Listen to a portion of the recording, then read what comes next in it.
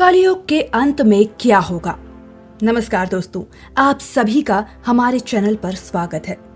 दोस्तों, हिंदू धर्म के प्राचीन ग्रंथों के अनुसार ब्रह्मदेव के जन्म के साथ ब्रह्मांड की उत्पत्ति होती है और उनकी आयु की समाप्ति के बाद संपूर्ण ब्रह्मांड नष्ट हो जाता है।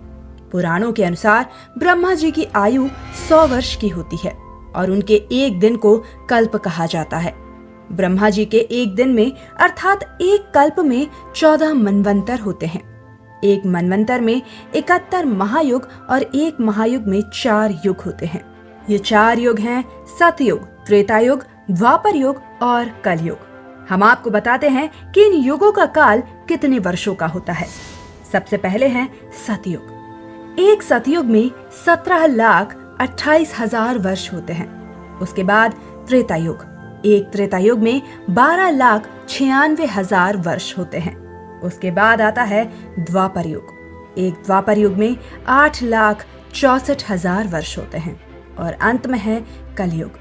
एक कलयुग में 4,32,000 वर्ष होते हैं। दोस्तों, द्वापर युग को समाप्त हुए केवल 5,000 वर्ष बीत चुके हैं, यानी कि कलयुग को समाप्त होने के लिए अभी और 4,27,000 वर्ष का समय शेष है। केवल 5,000 वर्षों के समय में ही आप देख सकते हैं कि कलयुग में कितना पाप बढ़ा है, तो आगे और कितना बढ़ेगा, इसकी कल्पना करना मुश्किल होता जा रहा है। कलयुग के कुछ वर्ष बीतने के बाद नारी कठोर हो जाएगी।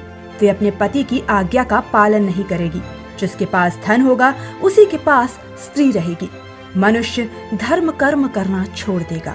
वह अपना मन व्यभिचार और अनाचार में ही लगाएगा। रिश्तों का कोई महत्व नहीं रहेगा। भाई बहन, माता पिता सभी एक दूसरे के साथ शत्रुता से व्यवहार करेंगे। धन का लालच अंतिम चरम पर होगा और इसी तरह मानवता का अंत हो जाएगा। कलयुग के 20,000 साल बाद मानवता की निर्मम हत्या होने लगेगी। पैसे और सत्ता के लिए माँ बेटे तक एक दूसरे के विनाश का कारण बनने लगेंगे। सभी एक दूसरे के खून के प्यासे हो जाएंगे। आइए आपको बताते हैं कलयुग के अंत तक मनुष्य की आयु और लंबाई कितनी होगी। बताया जाता है कि कलयुग के अंत तक पाप उसके अंतिम चरण पर होगा। मनुष्य और भी ज्यादा निर्जीव दिखने लगेगा। उसके मन में किसी भी प्रकार की भावना शेष नहीं रहेगी। पृथ्वी का वातावरण रहने लायक नहीं होगा। सृष्टि का संतुलन पूरी तरह से बिगड़ जाएगा और तभी भगवान विष्णु कल की अवतार लेंगे। प्राचीन ग्रंथों के अनुसार कलयुग के अंत तक मनुष्य की आयु घटकर कुछ ही वर्षों की रह जाएगी।